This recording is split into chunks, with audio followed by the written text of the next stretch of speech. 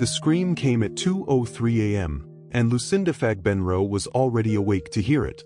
She'd stopped pretending to sleep on this job somewhere around the second night. Now she sat in the wingback chair by the window, the city glittering below her like something spilled and forgotten, and she listened the way she'd learned to listen in trauma wards, for the silence underneath the noise, the place where a heartbeat should be and wasn't. When the sound tore through the walls, it didn't register as human at first. It came from 2 rooms away, through oak paneling and a security system that cost more than her mother's house in Lagos, and still it reached her like a hand closing around her throat. She was up before she'd decided to move. The hallway lights bloomed gold at her footsteps, an absurd, gentle luxury in a house that had started to feel, these last 3 nights, like something with teeth. She hit his door with her shoulder and it gave beneath her, unlocked. Because he never locked it, because some stubborn, unspoken part of him had been waiting all along for someone to come. Yan Boching was on the floor beside the bed, one hand clawed into the carpet, his spine bowed at an angle no body should hold without breaking. His shirt had torn loose in the thrashing, and in the low lamplight she could see the blood, not a wound she recognized, but a constellation of pinpricks along his back, too even, too deliberate, to be anything but designed. "Don't touch the bed," she said, the words out of her before her mind had caught up to her hands. He didn't hear her. He was somewhere past hearing, jaw locked, a sound tearing out of him that had stopped being a scream and become something closer to a man drowning on dry land. She had spent 4 years in London's trauma wards and 2 more in Seoul's. She had held pressure on wounds while men swore they were fine. She had watched people die peacefully and watched them fight for every last ragged breath. But she had never, not once, watched a man convulse in time with his own mattress, as if the bed beneath him were the thing doing the hurting. She got her hands under his shoulders. He was heavier than his lean frame suggested, all coiled muscle even now, even wrecked, and hauled him off the bed and onto the floor, and the instant his back left the silk, the scream cut off as though someone had thrown a switch. He lay there, breathing, just breathing, staring up at the ceiling with the stunned, wide-eyed wonder of a man who has just been let out of a locked room he didn't know he was in. "Nurse." His voice came out in pieces. "Get out of my room." "No," Lucinda said, and meant it with everything in her. If you've ever stood in a doorway you knew you should walk straight through and out of, and you stayed anyway, tell us where in the world you're watching this from tonight, because we read every single comment, and it means more than you know. If this story has already gotten its hand around your heart, hit like, leave that comment, and subscribe, because I promise you, this does not end where you think it does. Let's go back 3 nights to where it began.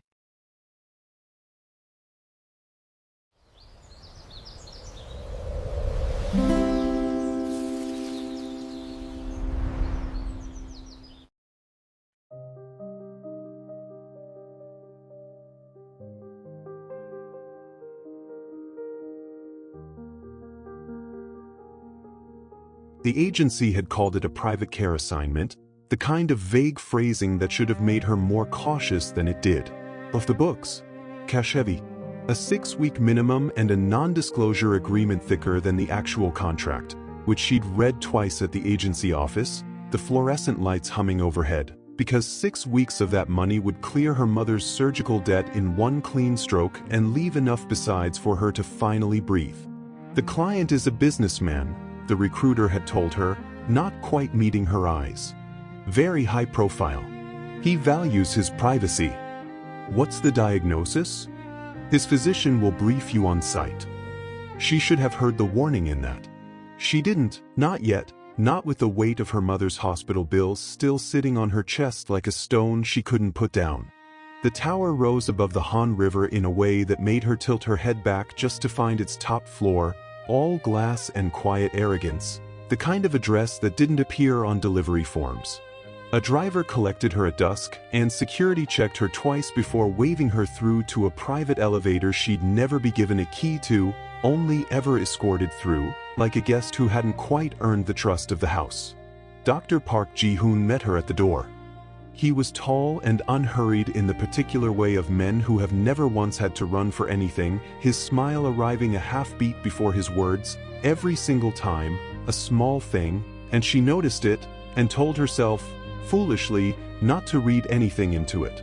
Nurse Okafor, thank you for coming on such short notice. He took her hand in both of his, warm, practiced. I'm Chairman Yan's physician. His cousin too, if the paperwork's to be believed, adopted, but it counts for something. What am I treating? Chronic nerve pain. Episodes at night. We've run every scan money can buy. The results come back clean every time. Neurology across 3 countries has looked at him and found nothing. The consensus, such as it is, calls it psychosomatic. A stress response. He said it the way a man says something he's rehearsed too many times to many nurses before her. Your job isn't to diagnose him. It's to see him through the episodes, sedate if it's warranted, and document everything. And if it isn't psychosomatic? Something shifted behind his eyes, a door opening somewhere far back in the house and quietly closing again. Then you'll be the first person in 2 years to prove it. She met Yan Boching an hour later, in a study lined floor to ceiling with glass and empty of every photograph a home like this should have held. He was on the phone when she entered, his Korean clipped and precise, and he held up one finger without so much as glancing her way, which told her more about the man than the room did. When he finally hung up, he studied her the way she imagined he studied a balance sheet that didn't reconcile. You're younger than the last one, he said. Is that a problem? She lasted 9 days. Said the house made her nervous. Houses don't make people nervous. Lucinda held his gaze. People do. Something moved across his face, not quite a smile, something more careful than that, more curious. Nigerian. British Nigerian. Trained in London. 2 years in Seoul. Why Seoul? Better pay. Worse weather. She let the silence sit a beat before she pushed further. Your physician tells me your episodes are stress-related. Do you believe that? He didn't answer right away, and for a moment she thought he wouldn't. I believe what the scans say, he said finally. I don't believe what it feels like. What does it feel like? Like something is inside me that has no business being there. He said it flatly, almost clinically, a man reporting a fact about a stranger's body rather than his own. Then he rose, and the conversation ended the way conversations end with men who've never had to ask for anything twice, not with words, just the shift of his shoulders toward the door. Dinner is at 8. You'll eat separately. I don't care to be watched while I eat. I'm not here to watch you eat, Chairman Yan. Chairman, Dr. Park corrected gently from the doorway, where he had clearly been standing far longer than either of them had realized.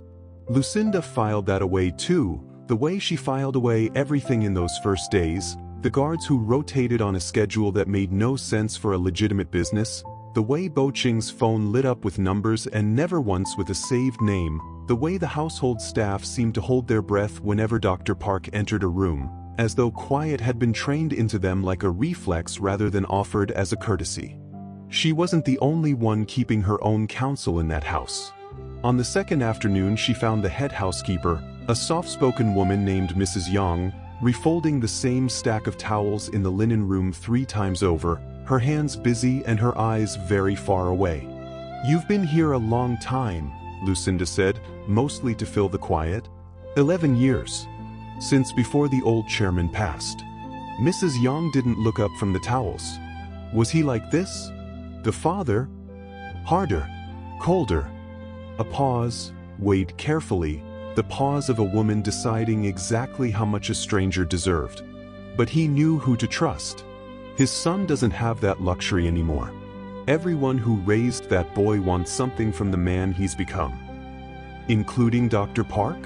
Mrs. Yang's hands stilled completely, just for a heartbeat, before they resumed their folding. Dr. Park has been in this house longer than I have. He held the chairman's hand at his father's funeral. Whatever you're thinking, nurse, think it quietly. It wasn't a warning against Dr. Park, not exactly. Lucinda understood that later, turning the exchange over the way she turned over vitals that didn't add up. It was a warning about the house itself, about how many ears lined its walls and how few of them belonged to anyone who'd tell her the truth if she simply asked. The first episode came at 2:11 a.m. on her first night, and she heard it through the wall before she understood what she was hearing, a low, animal sound of a man trying desperately not to make noise and failing utterly. By the time she reached him, he was rigid on the bed, hands locked at his sides, the sheets soaked through beneath him. It lasted 4 minutes by her watch. When it passed, he lay gray and silent, and waved her hand away before she could take his pulse. "Write it down," he said. "Isn't that what you're for?" She wrote it down, the time, the duration, the position, the vitals she'd caught before he pushed her off. But she wrote something else too, something Dr. Park had never asked for, that the episode had begun the exact instant he lay flat, and not 1 second before. By the third night she'd begun timing more than the episodes themselves. She timed how long he could stay upright before the pain found him lying down. She timed how the agony seemed to ease, however slightly, when she shifted his weight even an inch off center. She was a nurse, not an engineer, but she had spent enough long nights in trauma bays to know that psychosomatic pain did not respect geometry the way this pain did. Grief and stress did not care what angle a body rested at. This did. That third night she chose the chair by the window over the hallway, and she watched him sleep for the 20 quiet minutes before it started, and in that stretch of stillness, unguarded and half-dreaming, he said something she was certain he never meant to say aloud. "They think I don't know," he murmured, drifting under, "that something's changed." "Who's they?" But he was already gone, pulled under by sleep, and 40 minutes later the scream came, and everything after that moved too fast for the question to matter, until, much later, it mattered more than anything else in that house ever had. After she'd pulled him from the mattress that third night, after the screaming stopped and his breath settled into something almost steady, Lucinda did not reach for the internal line to page Dr. Park. That was the decision that changed everything, and she would carry it with her for the rest of her life. The decision not to summon the one man whose job it was to be summoned. Instead, she watched Boching's chest rise and fall against the carpet, counted his pulse against the beat of her own wrist, and let her eyes travel, slowly, to the bed. It was custom-built, she knew that much. Dr. Park had mentioned it once, in the offhand way people mention expensive things they want noticed. An imported orthopedic mattress, its casing embroidered in silk, sourced through his own recommendation for a chairman suffering, he claimed, from chronic spinal inflammation. She had never once, in 6 years of nursing, seen spinal inflammation leave pinpricks. She waited until his breathing dropped into real sleep, the boneless, total sleep that follows agony, and went to her kit for the surgical scalpel she carried for dressing changes. She used it to part the mattress along its seam. The silk gave easily beneath the blade. Underneath, the foam had been cut clean and recently resealed. Someone had done this before, and done it well enough to fool a hand, though never a blade. She peeled the foam back with 2 fingers and found the coils. They weren't ordinary coils. Woven among the springs were dozens of needles, hair-thin, spring-loaded, angled upward to meet a man's spine precisely where it would rest when he lay flat. Some had already fired and reset themselves. A faint residue, dried to something like lacquer, clung to their tips. She had seen a great deal in her years of trauma work. She had never seen a bed engineered to kill a man in a way that would read on every scan as nothing more than stress. She didn't scream. She didn't run. She photographed it from 3 careful angles, her hands as steady as they'd ever been while a patient bled out in front of her, and then she heard the door. Dr. Park Ji-hoon stood in the frame, still dressed for the evening as though he'd never gone to bed at all. Behind him stood 2 men she recognized from the security rotation, though neither of them was dressed for security tonight. "You should have called me," he said, and his voice hadn't changed at all, that same gentle, practiced warmth. That, she would think later, was the worst part of it. It never once wavered. "I was about to." "No." Almost kindly. "You weren't." He crossed to the open mattress and looked down at it with an expression that wasn't surprise so much as disappointment. the look of a careful man watching years of patient work come undone by someone he had badly underestimated. 2 years, he said, mostly to himself. 2 years of dosage calibrated to look like decline. 2 years of specialists confirming precisely what I told them to confirm, because I chose which specialists were brought through that door. And an agency nurse finds it on her 3rd night. You did this to him. Her voice stayed level, though her pulse hadn't. He's your family. He is my cousin's son. I share no blood with him, whatever the paperwork claims. I built half of what he inherited and received credit for none of it. For the first time something genuine crossed his face, old resentment, worn smooth by years of quiet hiding. The board does not remove a chairman for underperformance. They remove him for incapacity. A slow, undiagnosable decline, worsening month over month. In 4 more months the board votes on medical leave. I already have the 2nd signature. I would have had his seat without ever laying a hand on him in any way a court could prove. And now? He looked past her to the 2 men, then back, and for the first time his smile reached a place it had never gone before, his eyes. Now I simply have to move faster than I planned. What Dr. Park didn't know was that Yan Boching had woken on the carpet 3 minutes earlier and hadn't moved, hadn't made a single sound, had lain there with his eyes narrowed to slits, listening to every word. He had learned, across 2 years of unexplained agony, to be very good at appearing weaker than he was. It was the last advantage a man had when the people closest to him controlled every doctor he was ever allowed to see. He came through the doorway of his own bedroom like something the house had never accounted for. The first guard didn't see him coming until Boching's forearm was already crushed against his throat. The second turned, reaching for something at his waist, and Boching used the first man's body to block the draw, driving them both back into the frame hard enough to splinter the wood. He was not, by any measure, at full strength. 2 years of slow poisoning had cost him muscle and coordination, the easy confidence of a man who had never once needed to fight for anything. But he'd learned to fight long before he'd learned to run a company, in a part of his life he never spoke of, and old training doesn't fully leave a body, not even a poisoned one. Boching, Dr. Park started, and for the first time that night, something like real fear moved through his voice. 2 years.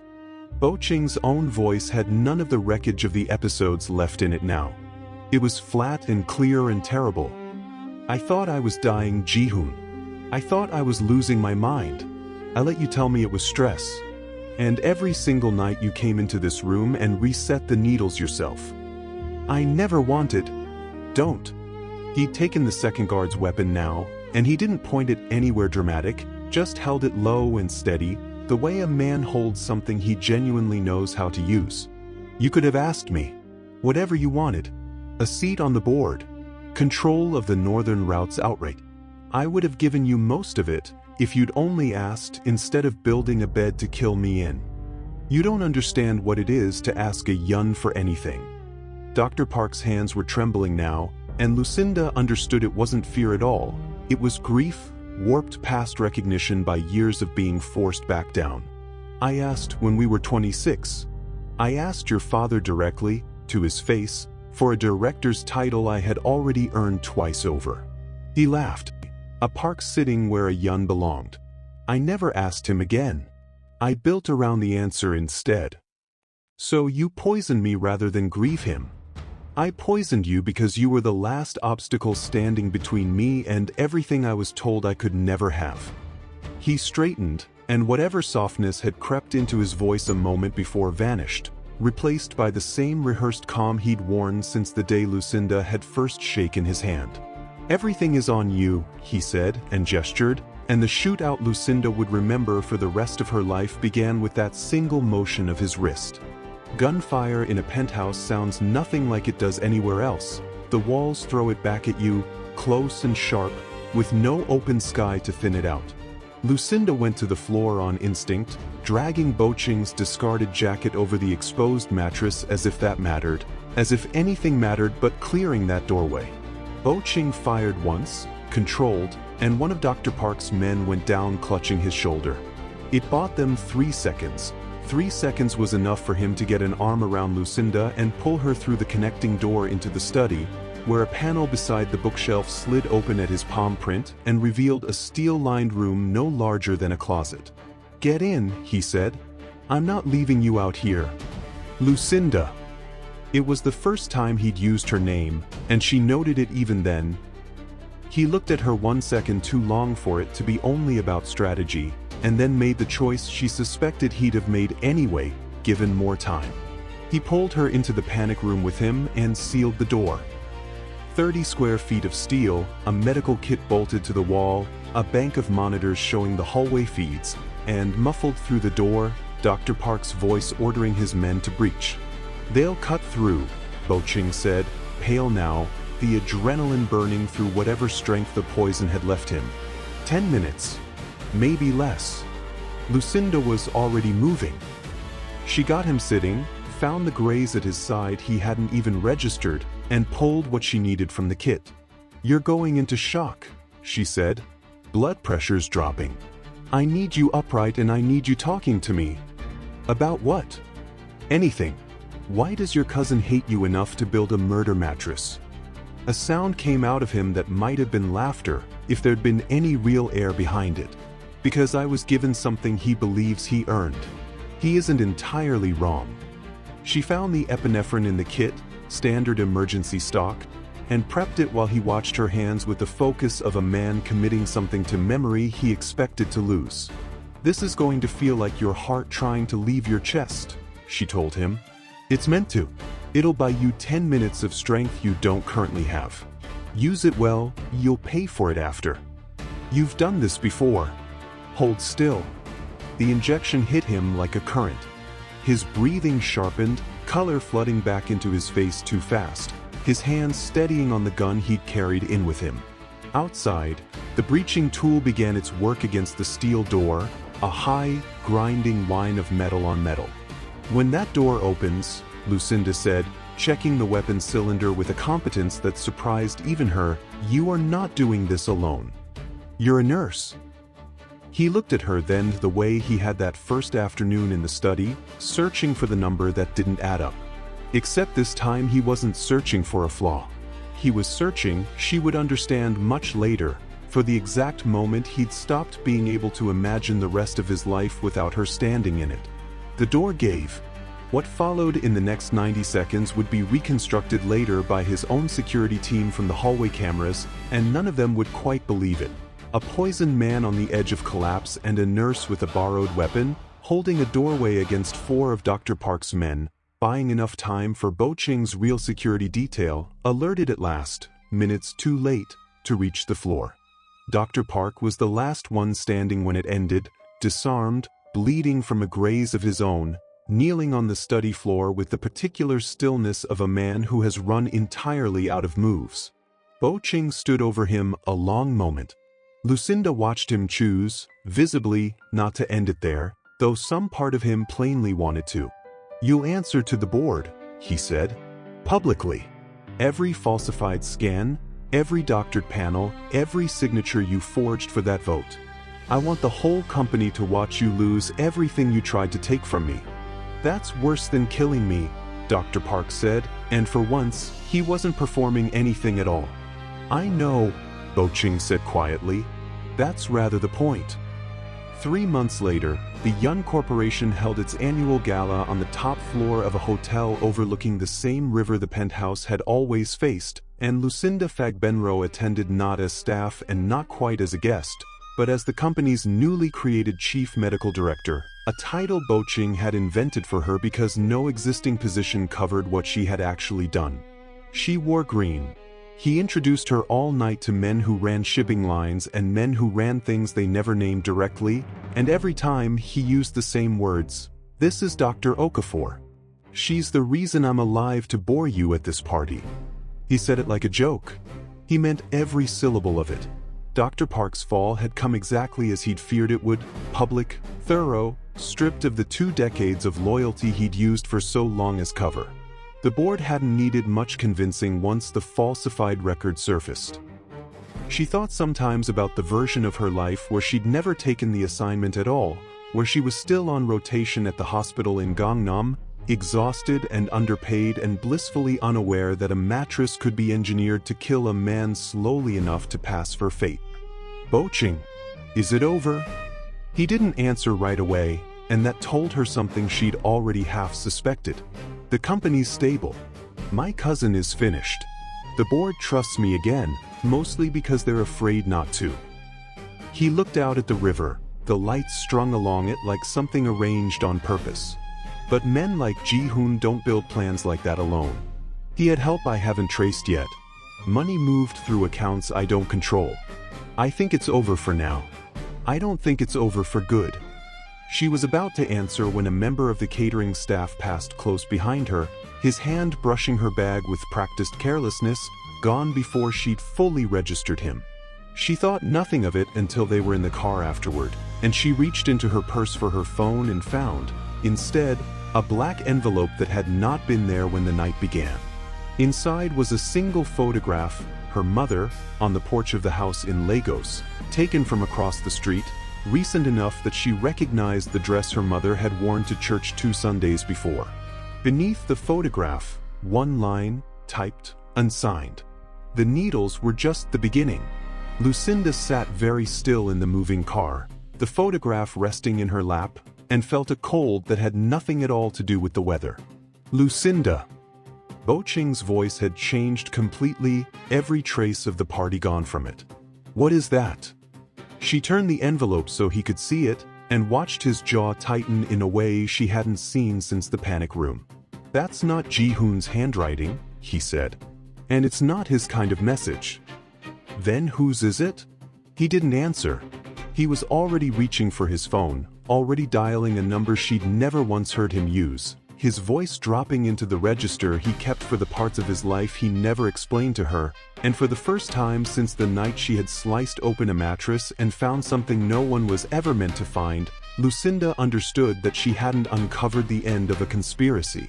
She'd uncovered the first thread of one, and she had no way yet of knowing how far it reached, or how many people on both sides of the ocean it had already touched without her ever noticing. Outside the window, Seoul kept moving, bright and indifferent to all of it, and somewhere within it, someone who knew her mother's church schedule was waiting to see what she would do next. She thought of the scalpel still sitting in her kit at home, unremarkable, ordinary, the same one that had opened a mattress and a conspiracy in a single motion, and she understood, with a calm that surprised her more than the fear did, that she would need it again before this was over. If this story had your heart racing tonight, you know what to do. Like it, drop a comment, and subscribe so you don't miss what happens next. And tell us where in the world you're watching from tonight. We want to know who's out there with us.